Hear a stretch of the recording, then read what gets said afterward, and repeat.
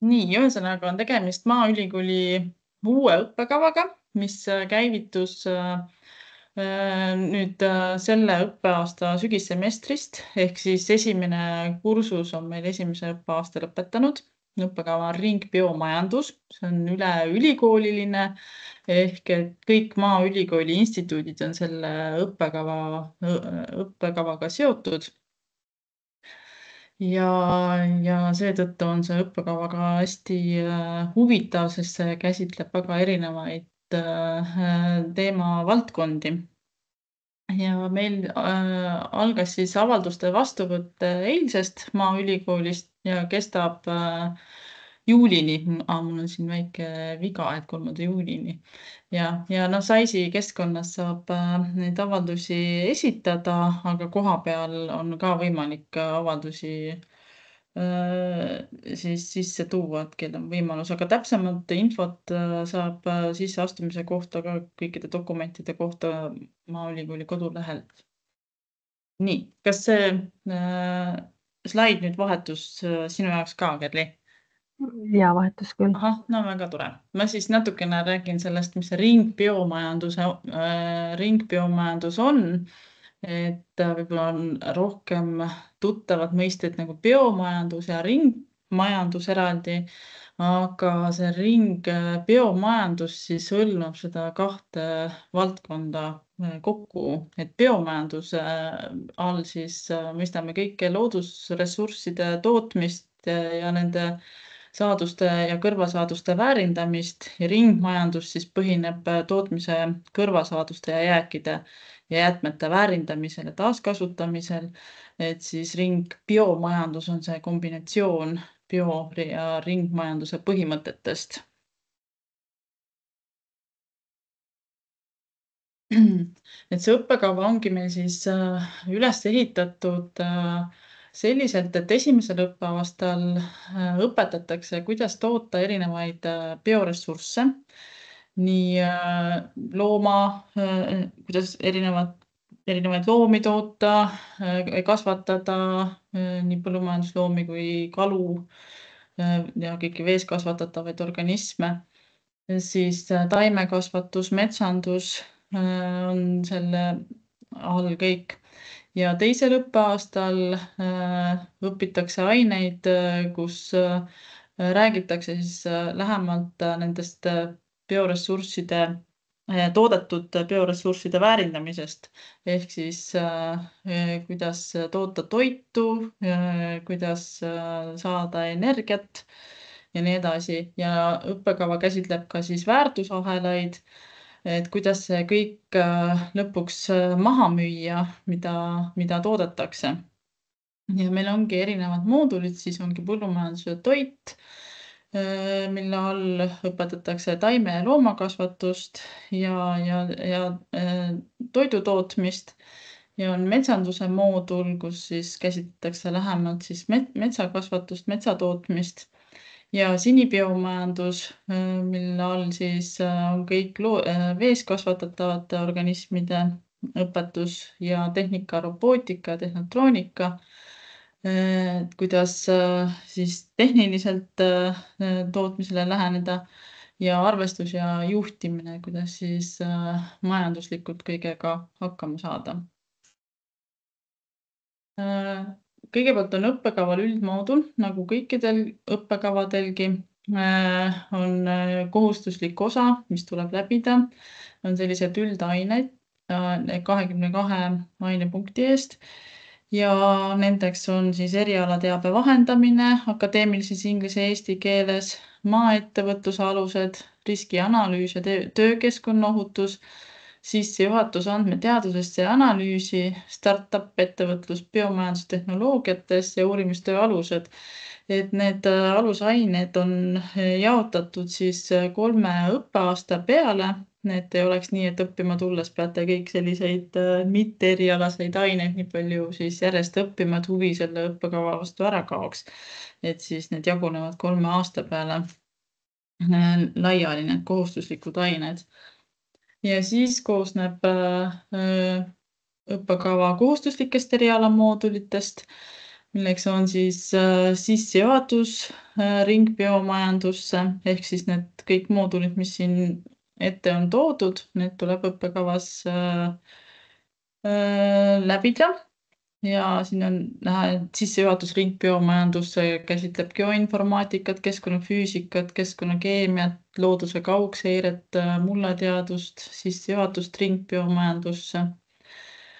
Ja keskkonna ja kliimaplokk on eraldi, et päris palju on ka keskkonnaalaseid aineid nagu keskkonnakaitse üldkursus, keskkonnamõjude hindamine läbi olelusringi, keskkonnaökoloogia, kliimamuutus ja kestlik areng ja rahvusvaheline kliimapoliitika.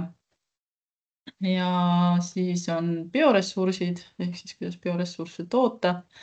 On siis biomass sinimajanduses, kuidas siis veeorganisme toota ja biomassi tootmine põllumajanduses ja metsanduses. See käsitleb ka siis loomakasvatuse ja taimekasvatuse osa, mikrobioloogia ja veekasutus ringbiomajanduses. Ja biomassi väärindamise tehnoloogiat moodulis on, kuidas õpetatakse, kuidas biokütuseid toota, kuidas erinevat biomassi väärindada ja biorafineerida ja jäätmekäitlust, taastuvenergeetikat ja kuidas toidutoormet väärindada. Ja ringbiomajanduse väärtusahelad käsitleb arvestuse korraldamist, ringbiomajandusettevõtetes, investeeringute planeerimist, kommunikatsiooni juhtimist, ringbiomajanduse väärtusahelat ja innovatsiooni ning turunduse õppeainet. Ja hästi suur rõhk sellel õppekaval on ka ettevõtte praktikal, et seda on kokku 15 ainepunkti ulatuses, mida on rohkem kui seni erinevates õppekavades on pakutud ja see on ka kohustuslik kõigile läbida. See 15 ainepunkti ei ole korraga. See praktika ei ole ühel õppeaastal, vaid see on jaotatud siis 3 õppeaasta peale. Et esimese õppeaasta lõpus tuleb läbida siis nädalane vaatluspraktika ja järgmisel õppeaastal, kui on siis rohkem erialaaineid omandatud juba, on see praktikaperiood pikem. Aga neid praktikaettevõtteid on üle Eesti päris palju, kellega Maaülikool ka erinevat koostööd teeb. Ja jah, need esimese õppeaasta tudengid on saanud ka igale poole praktikale, mitte ainult nendesse ettevõtetesse, mis siin toodud on, vaid see ettevõtete ring on laiem. Et siin on vaid mõned näited, millistesse ettevõtetesse praktikale minna saab. Näiteks Fibenol, mis tegeleb puidurafineerimisega. Siis on Maaelu Teadmuskeskus, kuhu hea meelega tudengeid praktikale oodatakse. Scanol Baltic, näiteks rapsiseemne töötlemistehas, Boratos Malt, kes on suurim linnasetootja Baltikumis. Tartu Veevärki läheb meil tudengeid päris palju ka praktikale. Mangeni BMOÜ, mis tegeleb veisekasvatusega ja ka siis teisipidi sõnnikust biometaani tootmisega. Valio Eesti siis näiteks piimatooted ja juust. See ettevõte kasutab siis keskkonnasäästlikke tehnoloogiaid. Greenbite, kes tegeleb putukajust, supertoidubatoonide tootmisega ja nii edasi. Paldiski kalajahutehas, et siis sinibiomajanduse valdkonnas tegeleb kalajahu ja õli tootmisega. Ragn-Sells tegeleb siis jäätmete taaskasutusega. Et juba esimesel aastal sissejuhatavas õppeaines me oleme käinud päris mitmetest nendest ettevõtetest ka tudengitega ekskursioonidel ja tutvunud nende ettevõtetega, et kui sügisel kohe õppima tulla, siis saab juba ettekujutuse selle ringbiomajanduse toimemehhanismidest. Teisel õppeaastal, kui see esimese õppeaasta ained on läbitud, kuidas toota bioressursse, tuleb siis valida endale huvipakkuvam moodul. kus siis õpitakse lähemalt nende ressursside väärindamist. On võimalus valida sinibiomajanduse moodul, et üks moodul tuleb siis kohustuslikult läbida tervenisti, aga on võimalus võtta ka teistest moodulitest siis lisaaineid. Aga sinibiomajanduses näiteks saab siis lähemalt õppida kalade käitlemist ja turustamist, kalapüüki, mereteadust ja makrovetikate kasvatamist masskultuuris ja vesiviljeluse tehnoloogiaid. Metsandus ringbiomajanduses õpitakse metsanduse aineid nagu metsandusökonoomika, metsaökoloogia ja majandamine, puidu mehaaniline töötlemine ja sissejuhatus metsamajandusse, puidutööstusesse, põllumajandus ja toit ringbiomajanduses õpitakse lähemalt loomade toitumist ja aineringeid, toiduainete pakend ja pakendamist ja toiduainete töötlemisel tekkivate kõrvalsaaduste väärindamist.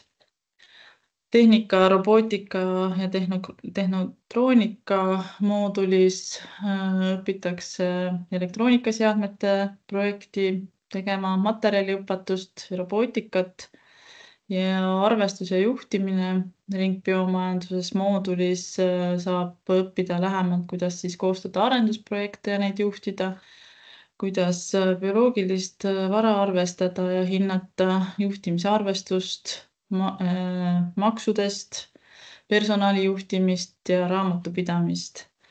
Et on siis sellised vajalikud ained, kui on soov oma ettevõtet ühel hetkel looma hakata. Ja õppekavas, nagu ka teistel õppekavadel, on vabaainete maht 8 ainepunkti ulatuses, et need ei pea olema tehtud Maaülikoolis, need võivad ka ükskõik millises teises ülikoolis olla, ei pea olema siis seotud õppekavaga need õppeained, vaid täiesti ükskõik, mis iseennast huvitab. Ja see õppekava lõpeb bakalaureuse tööga. Me väga soovitame, kuna tudengitel praktika maht on päris suur, siis on hea, kui need lõputöö andmed juba ettevõtete juures kogutakse, et ehk on seotud tootmisettevõtetega. Et seda me alati siis soosime, aga ka erinevates uurimisprojektides saab osaleda ja oma lõputöö kirjutada kindlasti endale huvipakkuval teemal. Et praktilist õpet on meil siin õppekaval hästi palju ja esimesel õppeaastal sügissemestril on kohe selline suuremahuline õppeaine sissejuhatusring biomajanduses, mida siis mina õppekavajuhina läbi viin ja me käime erinevates instituutides, erinevates laborites tutvumas sealse tööga, nii et tudengid said väga hea ülevaate esimesel aastal, millega Maaülikoolis erinevates laborites tegeletakse. Lisaks käisime ka siis palju tootmisettevõtetes, et kõikidest nendest käikudest siin pilte üles panna ei jõudnudki, aga oli siis võimalus käia ka Tallinnas Impact Day'l. See on siis kestlikkusele suunatud suur festival, et osaleme ka taolistel väljasõitudel siis, kui vähegi võimalust on. Aga selle õppekava lõpetajad, et kuhu edasi saaksid ennast rakendada, muidugi minu soovitus on, et kindlasti edasi õppida magistriõppes, et sellel õppekaval veel magistriprogrammi ei ole, aga Maaülikooli väga paljud magistri õppekavad on sobilikud selle õppekava lõpetajale ka, kuna see on nii laiapõhjaline bakalaureuse kava, siis näiteks kalandus- ja rakendusökoloogia, põllumajandussaatmiste tootmine, turustamine, aiandus, metsamajandus ja metsaökoloogia, loomakasvatus, toiduainete tehnoloogia, majandusarvestus ja finantsjuhtimine või siis keskkonnakorraldus ja poliitika. Aga samamoodi võib vaadata üle Eesti ka teisi magistriõppekavasid, mis on sellise loodusteadusliku suunaga, et neid õppimisvõimalusi mitte siis ainult Eestis, vaid ka välismaal kindlasti. Et 3-aastase bakalaureuse lõpetaja ei olegi ju veel täisspetsialist, sellepärast me soovitamegi alati õppima tulla, aga muidugi on saanud lõpetaja palju erialaseid aineid, et sobiks ka töötama erinevates projektides, ettevõtetes, kus siis käsitletakse keskkonnaalaseid teemasid, erinevad konsultatsioonifirmad ka või arendusjuhid, kus rakendatakse ringbiomajandusalaseid põhimõtteid ja kasutatakse uuenduslikke lahendusi. Et hästi paljud ettevõtted peavad üle minema just ringmajanduse printsiipidele ja just need ringbiomajanduse ettevõtted, kes tegelevad siis bioressursside tootmisega, peavad vaatama, et nende tootmisest võimalikult vähe jääke alles jääks, et toota kõigepealt siis esmane toore ära ja tegeleda ka teisese toorega ja kuidas neid kõike väärindada, nii et midagi järele ei jääks, neid teadmisi sellelt õppekavalt siis saabki. Ja muidugi alati on väga tore, kui lõpetajad loovad oma ettevõtted ja hakkavad ise ringbiomajanduslikult tootma ja toimetama. Vot, siis vastuvõtutingimustest siis nii palju, kuigi seda infot saab kodulehelt täpsemalt lugeda, aga ma need põhilised, mida sealt SAIS-i kaudu siis esitada saab. Kohe on need eesti keele riigieksam, vähemalt 20 punkti 100 on see miinimumnõue, et see annab siis 2–10 konkursipunkti. Siis kitsa matemaatika riigieksam peab olema vähemalt 30 punkti 100. Lõputunnistuse bioloogia hinnet arvestame ja keemia hinnet, et kuna on sellel õppekaval vaja siis bioloogiaalaseid teadmisi ja ka keemiaalaseid teadmisi, et siis need tingimused on meil siia sisse pandud. Ja keskharidust tõendava dokumendi keskmist hinnet siis arvestame ka. Et vastu võtame 30 üliõpilast, et see on meil siis samasugune kui eelmisel aastal. Aga jah, õppekava sisseastumise kodulehelt saab siis täpsemat infot vaadata ka siis õppekava tutvustavat videot näiteks.